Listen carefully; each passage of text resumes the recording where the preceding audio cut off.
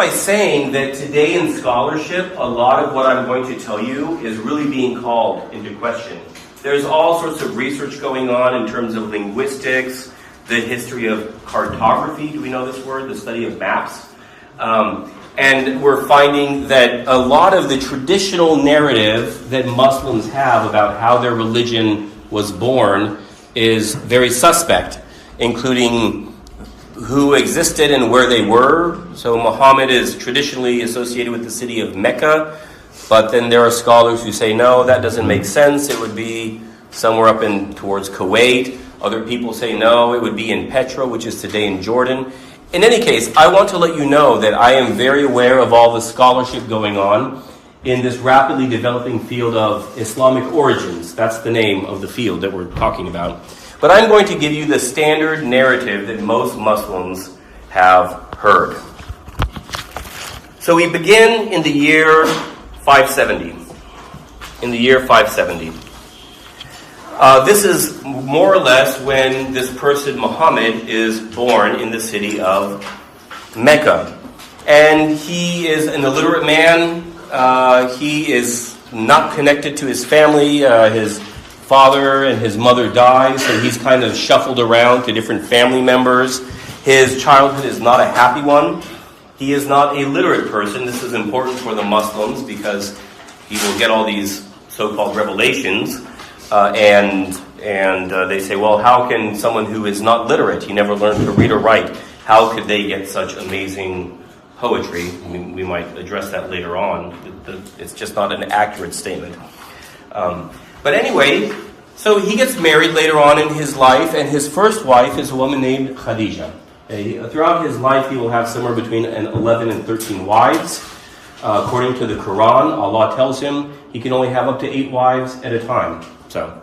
But throughout his whole life, he has 11 to 13, and of course he has concubines in addition to his wives. This causes a good amount of strife in his household, but we'll talk about that later maybe. And he has this custom, and the people of Arabia, the people of Mecca, they are a pagan people. The city has this large cube. It's called the Kaaba, but that in Arabic is a fancy word. It means cube. So they have this big cube, which people still go to every year for the Hajj, or the Islamic pilgrimage. And within this cube, they have all of these different statues to all the different gods of the time. And this is actually important for the people of Mecca because this is a source of income, because people will come on pilgrimage from different places. So even if you're not particularly religious, even if you're not particularly devout, just economically, this is an important source of income for the people of Mecca. But Muhammad, he gets married to Khadija, who is a good 20 years older than he is, but by all accounts, they have a relatively happy marriage. Muhammad will not have any sons who survive. He has one son, but he dies early on. But he will have a daughter who survives. This will be important later on. But with Khadija, she is a wealthy woman from a merchant family, and that is what Muhammad does. He is a merchant, a buyer and seller of things. Muhammad has this custom to go to a cave every year, and it's still there. It's the cave of Hira. And he will go to this cave once a year for kind of a silent retreat. Some Christians still do this today. There's nothing bad about this. And it can be a healthy way of removing yourself from society, spending time alone in prayer, in quiet. Anyway, Muhammad, he has this custom of going up to this cave once a year and being alone and withdrawing from society. And one time when he's there, he receives a terrifying experience. He is grasped from behind, and all the air is squeezed out of him. And he hears a command, write. And he says, I do not know how to write. And then this happens again. He is grabbed from behind, all the air is squeezed out of him, and he hears this command, write. And then he says, I do not know how to write. Then it happens a third time, but this time the command is different, recite. And okay, he can recite. Now he's terrified by this, and then he starts to receive what will become, in due course, the Quran. Okay, these are the recitations. The actual word Quran in Arabic it can mean readings or recitations, but the actual etymology of the word is not entirely clear. But we'll just say the recitations. This is the beginning of his prophetic career, and this is in the year 610. In the year 600, but that's not the beginning of the Islamic calendar. So he goes back, and he's terrified, and he talks to Khadija and some of the family members about this. And one of his family members is apparently a Nestorian monk. And this Nestorian monk says, and Muhammad quite understandably is terrified. He is even thinking of committing suicide. He doesn't know what this spiritual presence was. So he's afraid, which I think if that happened to any of us, we'd probably be afraid too.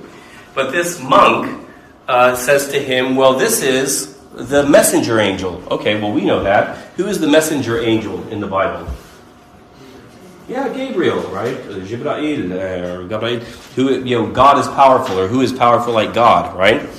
And he's like, okay. And then Muhammad, throughout his career, will continue to receive these revelations, these signs, or ayat, from this angel messenger. Muhammad never has a direct experience with God. Everything is mediated through this angelic messenger. And throughout the rest of his career, which will last 27 years, I think. Yeah, 20 odd years. Throughout the rest of his career, he will indeed continue to receive in different ways messages from this angel. And we have accounts of how this would be. Sometimes he would kind of freeze up and start sweating and shaking. And then after that, we would look at this and think it's some sort of seizure, like just medically. But this would happen to him. And then after that, he would say, okay, I talked to the angel, and the angel says such and such and such. And he would give the verses of the Quran. Or one person said, I would see him walking in the distance alone, but it looked like he's just kind of having a conversation with a friend.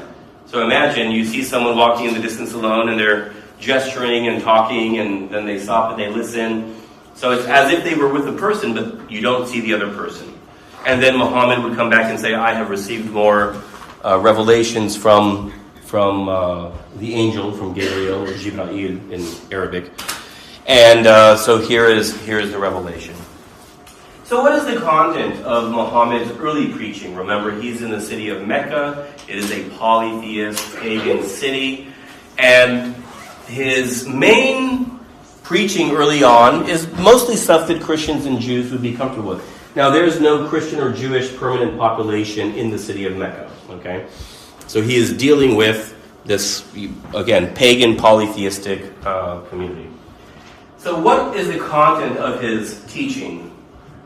And we have this in the Quran. The Quran, though, is not organized in chronological fashion. The Quran is mostly organized, roughly speaking, from longest to shortest.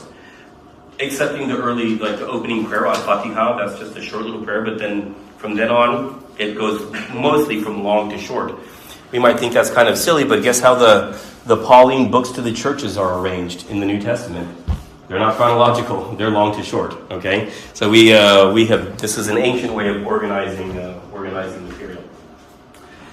Now, this is a problem because when we read the Quran, the earlier texts are abrogated or canceled by the later texts. And the earlier texts are from the time when Muhammad was a prophet. He was largely rejected. He had no political power. He didn't have money. He was not a warlord, which he will become a warlord later on.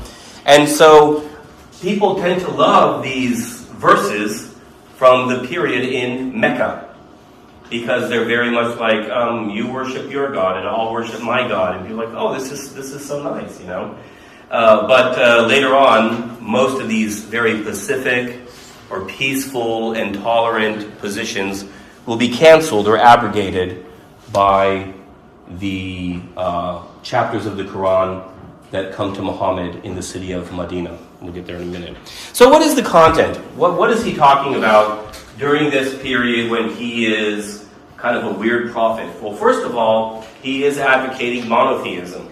The central confession of Islam, La ilaha illallah. There is no deity but Allah.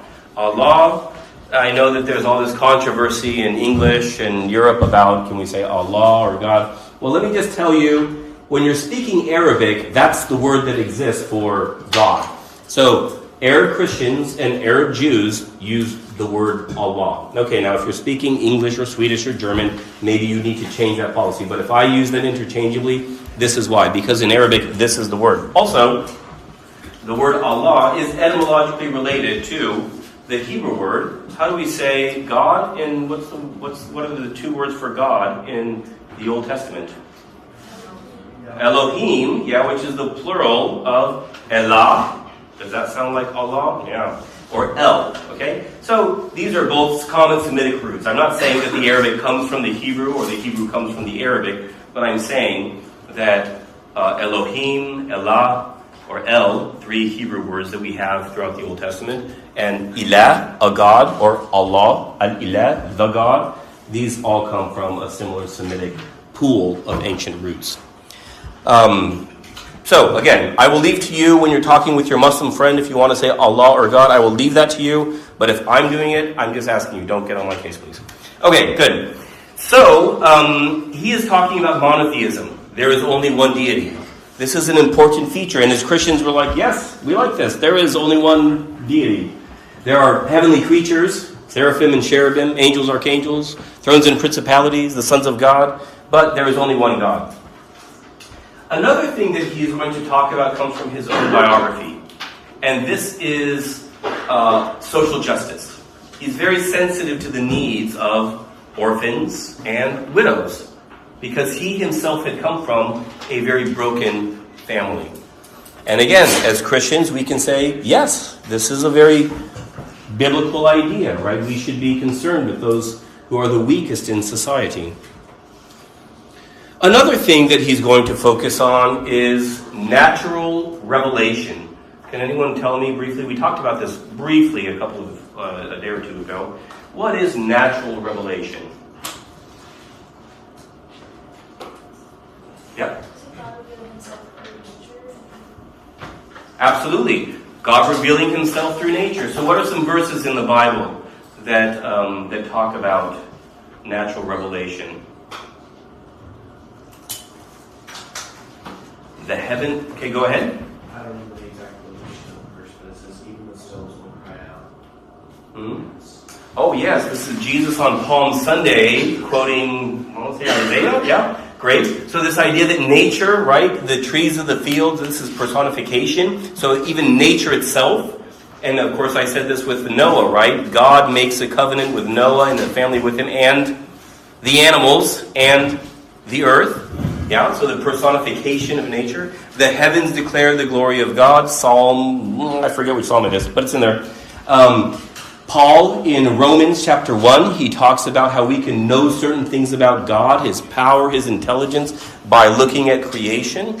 So this has always been part of the Christian faith. There's a couple of people who are very reformed, like Karl Barth, who don't like natural revelation. We can leave them to the side. This is really part and parcel of the Christian faith, carrying forward that Jewish inheritance. And it's Catholic, it's Orthodox, it's Protestant. So he's talking about natural revelation, the idea that you can look at the complexities of nature, how animals do things, how the stars and the heavenly bodies move around, and you can know things about God from looking at his creation. And again, as Christians, we say, yeah, this is right.